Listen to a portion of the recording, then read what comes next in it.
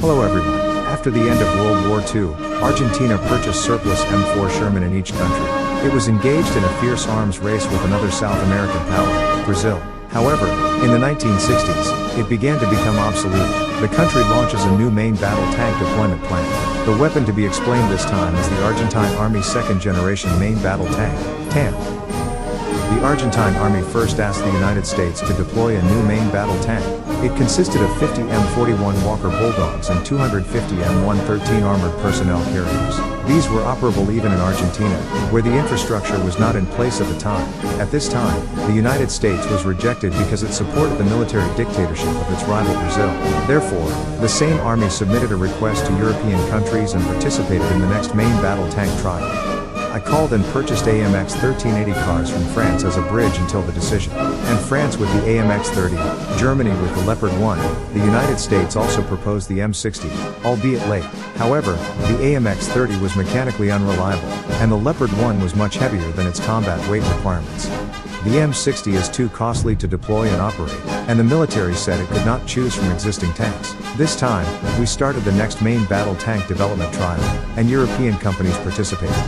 Among them, the proposal submitted by Thyssen Henschel in Germany was selected. This tank was based on the Marder infantry fighting vehicle that Henschel had deployed to the West German army at the time, and the TAM is an abbreviation of Spanish for Argentinian medium tank equals Tanque Argentino Mediano. Equipped with a 51 caliber 105mm smoothbore gun FMK.4 Modelo 1 liter on the main gun. This is a domestic production of the main gun RH-10530 made by Rheinmetall in Germany. It fires afts at an initial speed of 1,500 meters per second and has a penetration power of 422mm and a shooting distance of 1,000 meters. This is a performance comparable to the L7 105mm rifled gun, which was the standard main gun for Western tanks at the time. The combined FCS also has a laser rangefinder, a ballistic computer, horizontal and vertical stabilizers. This was also an advanced system equivalent to Western tanks at the time and a good performance.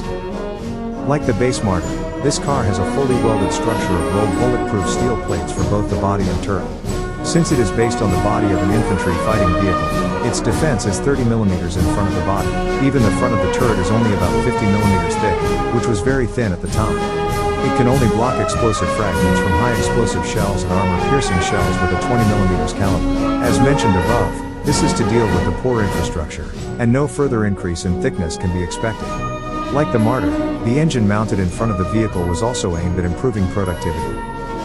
This car is equipped with a V-type 6-cylinder liquid-cooled turbocharged diesel engine 720 horsepower. It has a top speed of 72 km per hour and a range of 500 km. This engine is a new model with improved output from the one installed in Maruta. Combined with a very lightweight body of about 30 tons, it boasts the fastest mobility of its generation. In addition, if this car is equipped with an auxiliary fuel tank outside the car, the cruising range will reach 900 kilometers. But this is because the length of the legs to self-propel to the battlefield was required due to the lack of means to transport tanks. In 1976, the first prototype was sent to Argentina and performance testing began.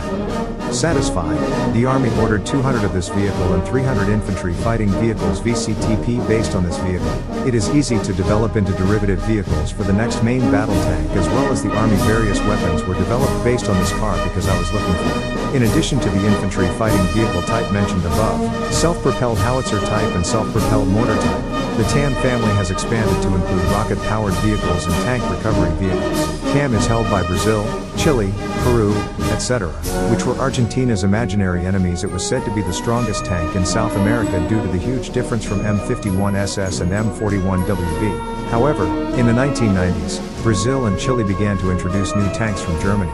The Army will start a modernization renovation plan for this vehicle with the cooperation of Israel. However, since the financial collapse in 2001, the economic situation has been unpredictable. Of the 280 cars produced, 78 are planned to be refurbished. The current situation is that the renovation work is not progressing well.